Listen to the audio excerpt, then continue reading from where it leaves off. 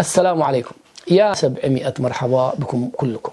الكلام اليوم يا أخوان الكرام ليس له علاقة بالمماحكات السياسية نهائيا البتة، وليس له علاقة بالتراشقات الإعلامية بيني وبين هؤلاء الهمج الرعاع المتخلفين المتشنجين الشطاحين بقايا تبون، هؤلاء التبونيون. الموضوع اليوم لا سياسة ولا إعلام ولا حاجة. الموضوع اليوم وصل إلى مقدساتنا، بس نقول لهؤلاء التبونيون المتخلفون بس إلى هنا ويكفي. زادت شطحاتكم، شطحاتكم تعدت كل معايير العقل والمنطق، شطحاتكم وصلت إلى مقدساتنا، لذلك إلى هنا ويكفي، وعليكم أن تصمتوا. والله لا خير في الجزائريين إذا لم يلقموكم حجرا، وإذا لم يسكتوكم، وإذا لم يوقفوكم عند حدكم.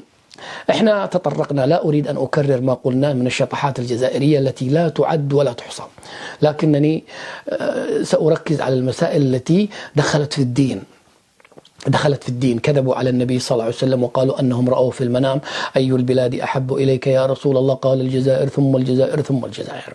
آل الكهف طلعوا في الجزائر، سفينة نوح طلعت في الجزائر، كلما هم خلقوا قبل آدم، طلعوا هم مش بني آدم، وأنا ربما أقول من أول وأنا أقول أنهم ليسوا بني آدم، كل حاجة شطحوا فيها مشيناها.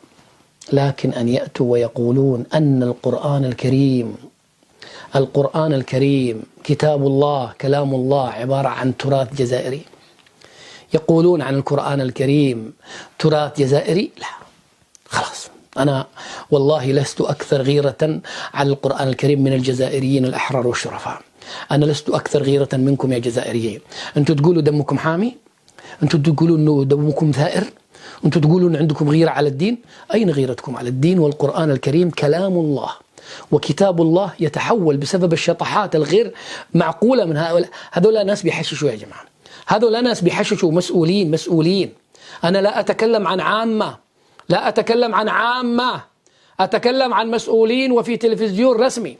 أنا لست أكثر غيرة منكم يا جزائريين على كتاب الله وعلى مقدساتنا وعلى النبي صلى الله عليه وسلم وعلى آدم وعلى القرآن تحديدا. أنا لست أكثر غيرة منكم، وأنتم تقولون إخواننا في الجزائر أنكم دمكم حامي وأن أنتم متمسكين بالدين، وأنا أوقن بذلك وأبصم لكم بالعاش، لكن أين الغيرة هنا؟ التبونيون وصلوا إلى أن يصفون القرآن الكريم بأنه تراث جزائري. اسمعوا، متفاوتة. أقسم هذه الطوائف إلى 4. القرآن والسنة ليس تراث. أستاذ رجاء لحظة نخرج. القرآن والسنة ليس تراث. نعم ريح. القرآن كلام الله، أنا أستثني، وسنة النبي لا ينطق عن الهوى وأنا أنسحب. لا ريح، ما زال أستاذ. القرآن ليس تراث. إذن قلت لا تساوي القرآن بأنه تراث. إذن وأنا أقول للسيد سعيد لا أتمنى له هذا الموقف ولا هذا المجلس. ويسمح لي سي يعقوبي، ما نسمحلكش يا شيخ لأنه ما زال ما بداش يهدر كامل. سمعناه. القرآن ليس تراث. القرآن ليس تراث. القرآن كلام الله. أنا أطرح وجهتين. القرآن كلام الله. أخشى أن يزلزل الله تحت أقدامنا هذه. يا جماعة، أنا أقدم، اسمع، أخشى أن هذا الجلوس اسمع نؤثم فيه.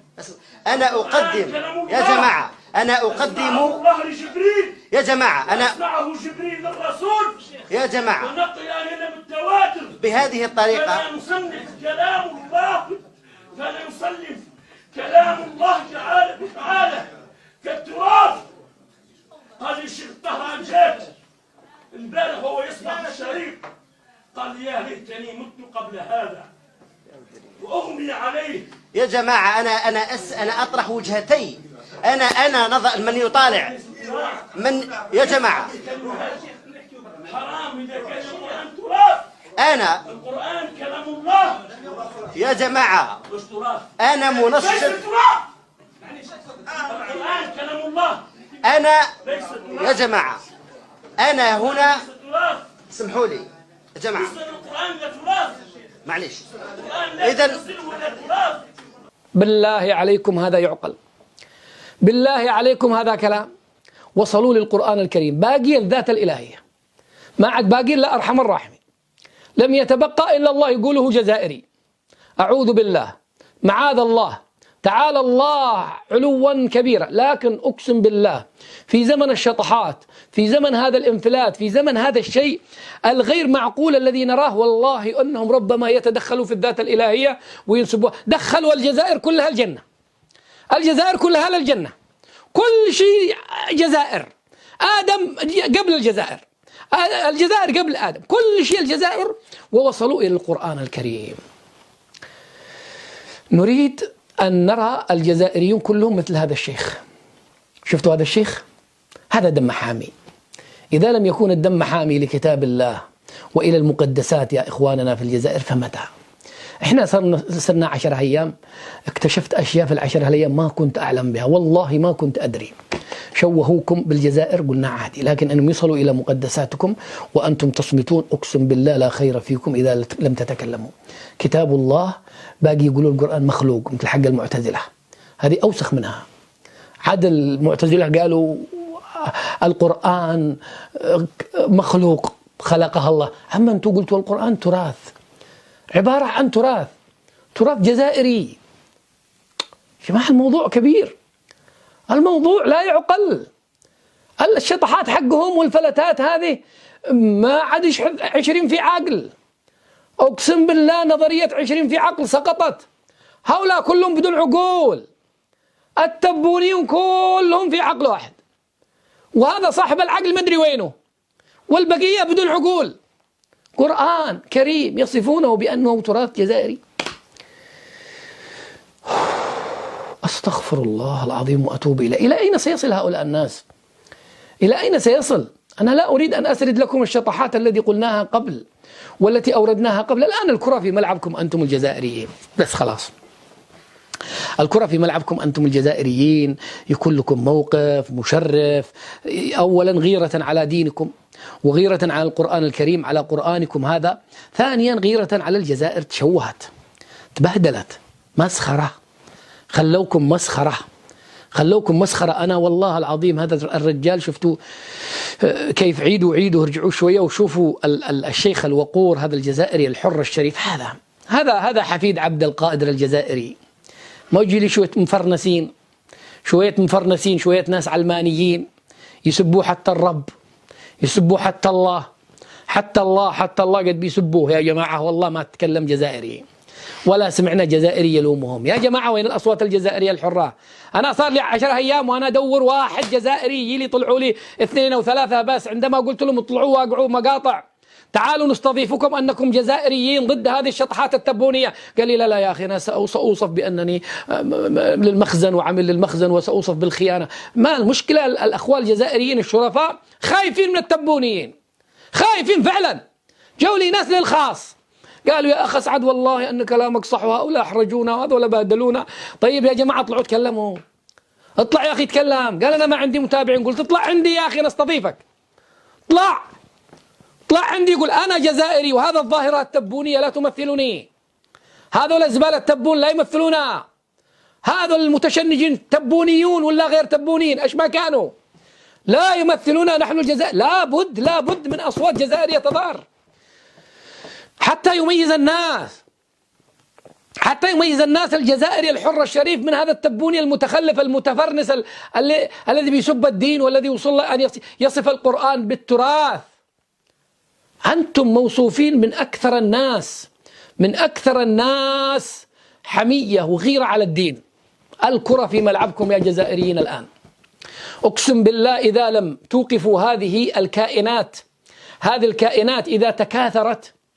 إذا تكاثرت، اسمعوا مني هذا الوصف ولو أنه ثقيل جدا. شوفوا بلادكم يا جزائريين اشتهرت بأنها بلاد ال1,000,000 شهيد، ونحن نقر بأنكم شهداء وقدمتم شهداء ونفتخر بكم كمسلمين، بلاد ال1,000,000 شهيد.